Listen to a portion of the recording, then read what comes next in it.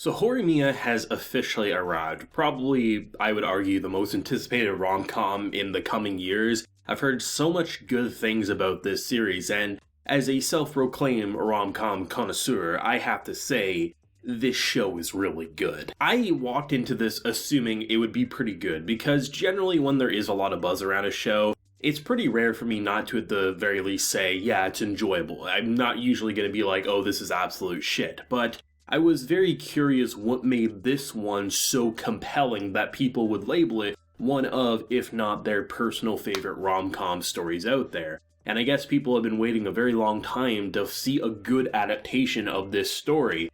And I, for being an anime original, for the quality that I just witnessed, I think it did its job. Obviously, that will be up to readers to say about the adaptation accuracy, because that's usually a big thing for them. But for me, by introducing these two very lovable, different, but honestly quite similar characters who don't in the slightest feel like an anime trope, while there's definitely a lot of anime energy to this, you'll see a lot of goofy faces. The main female lead, Hori, is very kind of energetic and kind of can be a little snippy and snappy, but she does feel like a person more than just here is the female anime love interest. The whole kind of like gimmick, you could say, that kind of ropes these two together is both of which have a very different persona at home than they do at school. And generally when I see that, it's usually the otaku kind of craze, which we've seen enough. So if that was going to be the hook, I was going to be a little more cautious walking into future episodes, but I would still give it the benefit of the doubt. No, they actually went very unique here. In terms of Hori, she's the most normal. You would see her as this kind of bubbly, very popular, pretty girl at school. Everyone wants to be around her. And she's rushing home, and what I actually thought was going to happen was that she was going to be the otaku in this show, because when they're basically discussing, we have Miyamura, who, awkward, I guess you could say in the grand scheme of things, but he's not really that weird if you really look at it. He's more of an outcast, he's more gloomy looking, but when she drops her phone, he picks it up and says, here, you dropped your phone, and walked away. There's no social awkwardness there, it was just more of an awkward situation because he rarely talks to anyone. So it was, to me, when they're talking like, oh, he's probably this like moe crazy otaku, and then she rushes home, I was like, oh, she's probably trying to catch anime.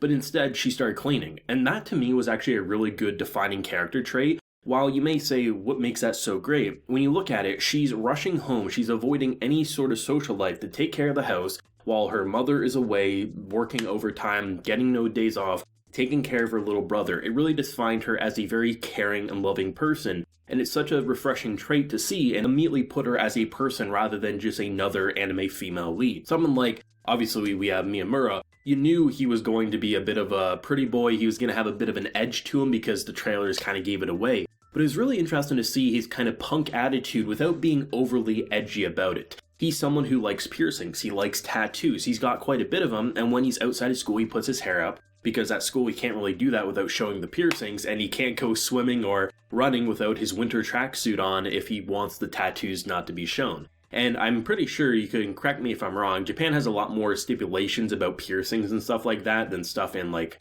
Canada, the US, or even any other country out there, so I'm pretty sure it could be an expellable offense. If not, he just wouldn't be able to go to school without completely covering it up or letting him heal or something. So it's very interesting to see how you have a very caring, almost motherly role with a very feisty attitude and this angsty side, which I love for someone like Hori. And then you have this pretty cool, calm, collected. He's not socially awkward, he's not a shut-in, he's not a deadbeat. He doesn't have great grades, but he's a very caring person alongside. I mean, when the little brother hurts himself or falls down, he immediately sends him back and says, hey, I don't want anything in return. And the idea of them kind of bonding over quite a few weeks here, I imagine, is how long it was. If not, it was still a decent length of time.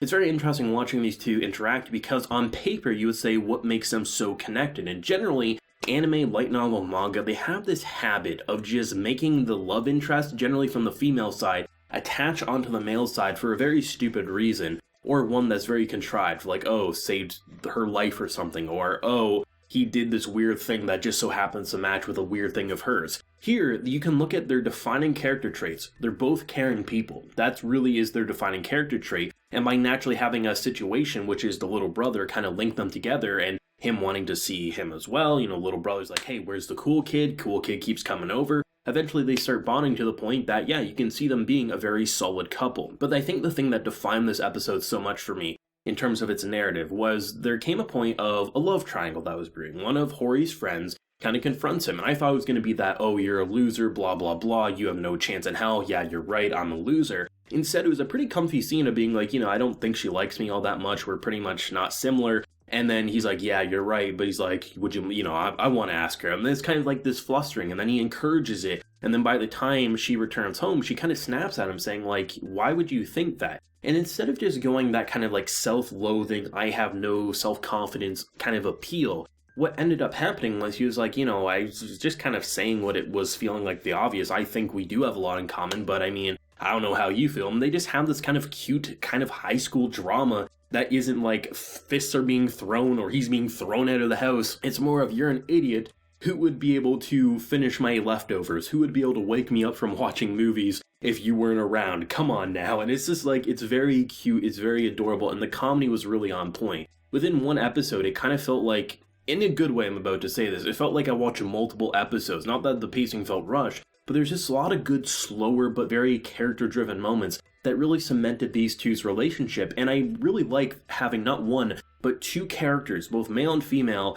be completely, vastly different personality-wise from a lot of characters I've seen in a similar character design. When I looked at Hori and when I looked at Miyamura from the PV and just the character designs that I saw, I was like, oh, they remind me of this and that. But while watching the episode, I really didn't feel myself comparing. The most, I would say, similar aspect that any of these characters had going on was there's kind of like that goofy anime angry faces that someone like Hori has throughout, I think it was like 3 times in the episode. And while, yeah, that's kind of like an anime comedy staple, it's nothing that distracted. It just added to the humor, at least for someone like myself. And not to mention, the presentation is drop dead gorgeous. I mean, there's certain moments that remind me of Kyoto Animation in terms of the gorgeous imagery, like when he's jumping over the fence. There's just so many really great, pretty moments, and just at a standard level, the character designs are sharp, and they have a very Cloverworks feel, and Cloverworks does some great stuff. And honestly, this is going to be, I think, one of their next big shows, if I'm being completely honest. I mean, I'm still waiting for more Bunny Girl Senpai, but I mean, I'd be completely fine having multiple seasons of Horimiya already.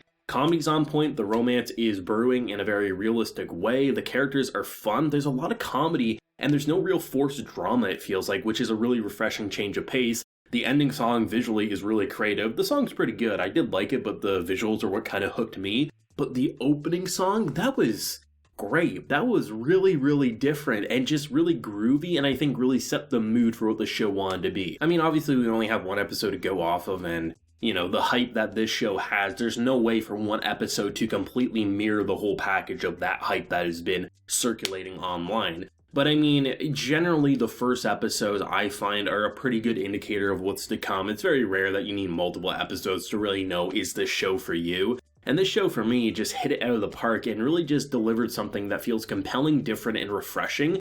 And as much as I love rom-coms, they're not usually all that different, and while last year definitely had a lot of really great returning rom-com sequels or new entries, it still isn't the most refreshing genre out there, even if I do personally like it a lot. But I can already tell that for this year, this is going to be one of the defining rom-coms, and I'd be willing to put money down on that bet, because I'd be shocked if this somehow disappointed and crashed and burned along the way, because it feels like it's going to be a damn good show, if not a masterpiece, depending on where the remaining episodes go from here. As a big rom-com fan, this is going to be everything that I want and more, and I can't wait to see more episodes in the future. Let me know your thoughts and feelings down below. What did you think, and where do you think next week might go? If you enjoyed the video, leave a like, share your support, and hit that subscribe button if you're happy new around here. So until next time, everyone, please take care and have a good one.